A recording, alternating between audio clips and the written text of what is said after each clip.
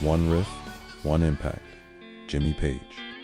Before the world knew his name, Jimmy Page was already shaping the sound of a generation behind the scenes. A child prodigy from Middlesex, England, Jimmy picked up the guitar at age 12, but it wasn't long before his talent outpaced his years.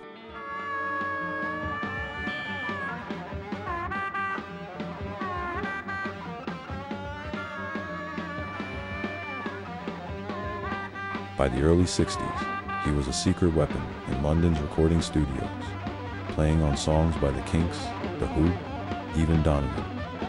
Page wasn't just in the background, he was the background, weaving sonic textures into hit after hit.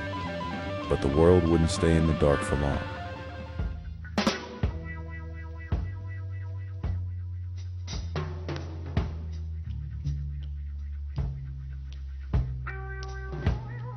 In 1966, Page joined the Yardbirds, but when the band dissolved, he saw an opportunity to build something heavy, loud, entirely new. With Robert Plant, John Bonham, and John Paul Jones, Led Zeppelin was born, and rock was reborn. Give me a clue as to where I am at. Feel like a mouse and you act like a cat.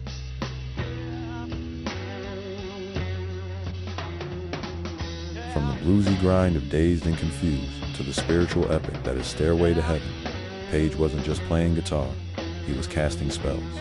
His tone, his touch, his timing. It wasn't just music, it was magic.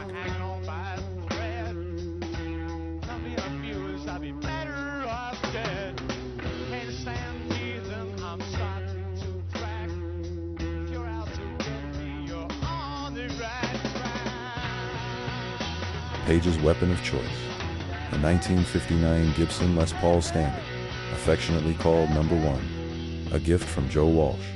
It became the heart of Zeppelin's signature tone, rich, powerful, unforgettable.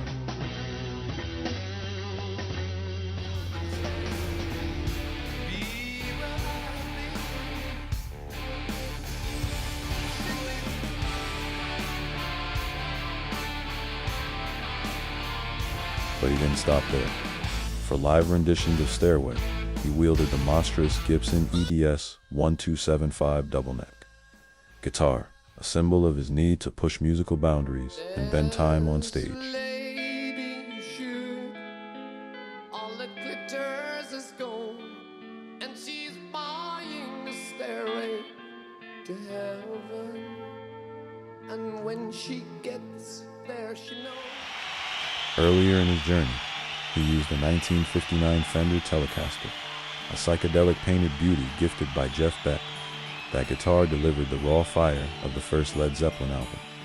But Page didn't just play guitars, he transformed them.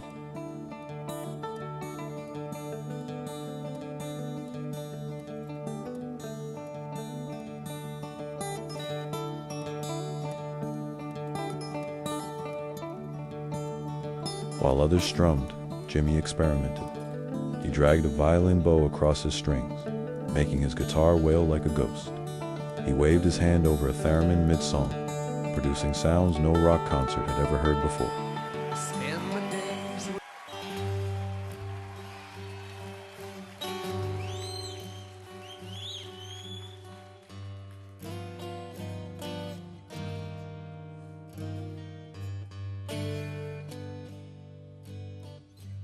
In the studio, he layered 12 guitars on a single track, used alternate tunings, created production techniques that engineers still study today. He wasn't just a guitarist, he was a sound architect. It is the springtime of my loving, the second season I'm to know. You are the sunlight in my growing. But even legends must pause. In 1980, tragedy struck. John Bonham's death led to the dissolution of Led Zeppelin. Page, devastated, stepped out of the spotlight, but his fire never truly dimmed.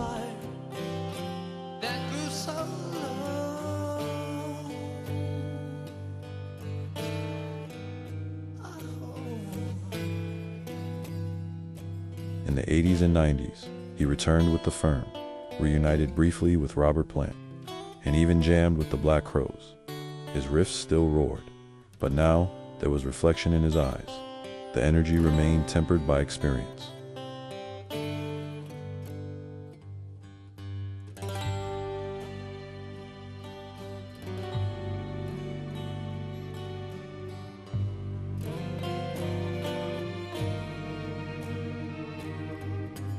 And behind the fame, there was always a deeper page.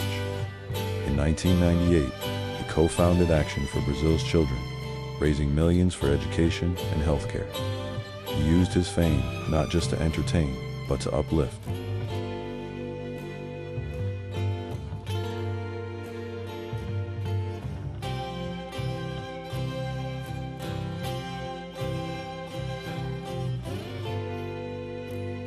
He auctioned guitars for disaster relief. He contributed to UNESCO heritage preservation, and in 2005, he was awarded the Order of the British Empire, not for his music, but for his humanity. Hey, mama said the way you move gonna make you slap, gonna make you groove.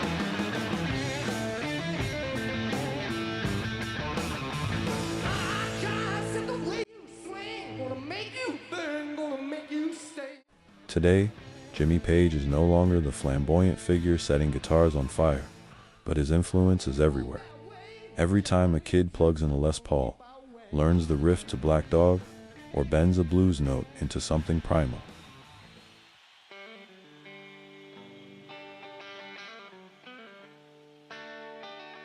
the sorcerer of sound, the keeper of the flame, Jimmy Page didn't just play the guitar, he changed what it meant to hear one. Thanks for watching One Riff, One Impact.